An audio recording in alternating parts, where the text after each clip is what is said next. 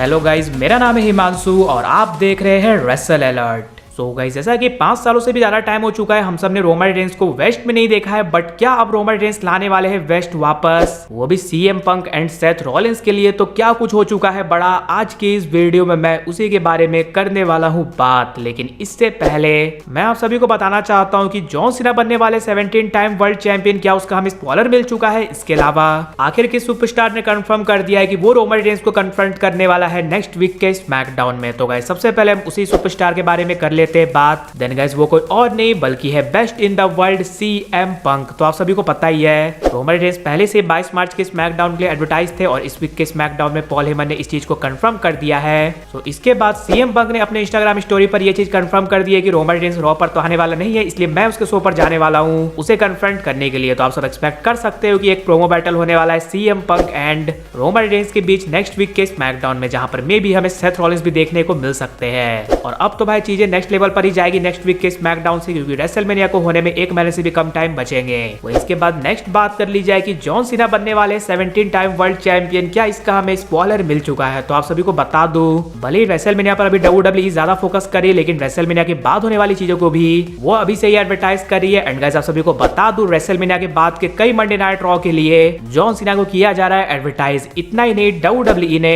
ये कंफर्म कर दिया है कि 10 मई को हमें देखने को मिलने वाला है WWE का प्रीमियम लाइव इवेंट बैकलैश, जो कि रेसलमेनिया के बाद का सबसे पहला इवेंट होने वाला है। तो गाइस, उस शो के लिए भी जॉन सीना को कर दिया गया है कंफर्म। इसलिए अगर जॉन सीना को रेसलमेनिया के बाद लगातार रॉ के लिए किया जा रहा है एडवर्टाइज, उसके बाद वाले प्रीमियम लाइव इवेंट बैकलैश के लिए किया जा रहा है एडवर्टाइज, तो डेफिनेटली से हमें यहाँ से ये पता चल रहा है कि शायद से जॉन सीना चैंपियन बनते हुए दिख सकते हैं। तभी वो पूरी तरह से हमें एक्टिव होते हुए दिखेंगे WWE में। और वो चैंपियन नहीं बनने वाले होते तब वो हमें मनी इन दी बैंक के प्रीमियम लाइव इवेंट से एक्टिव होते हुए दिखते, बिकॉज वहां से फिर WWE का मेजर प्रीमियम लाइव इवेंट हो जाता शुरू। सो ऑड्स तो अब जॉन सीना के फेवर पर चली रही थी, और अब ये एक बड़ी चीज पता चल चुकी है जो कि ये इंडिकेट कर रहा है कि शायद से जॉन सीना बनने वाले हैं 17 time world champion Cody Rhodes को हराकर रेसलमेनिया के नाइट 2 में। वैसे आप रेसलमेनिया 41 के बाद किसे देखना चाहते हो, चैंपियन कोडी रोड्स को ही या फिर जॉन सीना को, वो जरूर से नीचे कमेंट कर बताना। इसके बाद फाइनली बात कर ली जाए कि क्या हमें रोमन रेंस लाते हुए दिखने वाले वेस्ट वापस, वो भी सेथ रॉलिंस के लिए। तो रोमन रेंस को लास्ट हम सबने वेस्ट में देखा था, कोविड आया तो उससे पहले यानी कि 2020 के रॉयल रंबल में शायद वहां पर उनकी रॉयल रंबल मैच में हार हुई थी, और उसके बाद से रोमन रेंस हमें कभी भी वेस्ट में देखने को नहीं मिले। एंड फैंस को ये रोमन रेंस का कैरेक्टर तो काफी ज्यादा पसंद है, ट्राइबल चीफ वाला, बट कई फैंस चाहते हैं कि रोमन रेंस वापस से हमें वेस्ट में देखने को मिले। तो गाइस, अब ये चीज लग रहा है होनी पॉसिबल है, वो भी काफी जल्द, क्योंकि सबसे पहले तो आप सभी को बता दूं, सीएम पंक अपने इंस्टाग्राम स्टोरी पर काफी ज्यादा मॉक करे रोमन रेंस को बिग डॉग कहकर। और रिसेंटली रोमन रेंस ने एक IGN के साथ इंटरव्यू दिया था, जहां पर उन्होंने बिग डॉग वाले कैरेक्टर के बारे में बोला था कि वो अब डेड हो चुका है, वो कभी भी नहीं आने वाला। तो जाहिर सी बात है कि इस बिग डॉग वाले कैरेक्टर के बारे में जब सीएम पंक अपने इंस्टाग्राम स्टोरी पर बात करे, तो वो रोमन रेंस के सामने आकर डेफिनेटली से करने वाले हैं बात। और ये तो चलो हो गई रोमन रेंस के कैरेक्टर की याद दिलाने की बात, बट रोमन रेंस जो हमें वेस्ट पहनते हुए दिख सकते हैं वो है सेथ रॉलिंस की वजह से।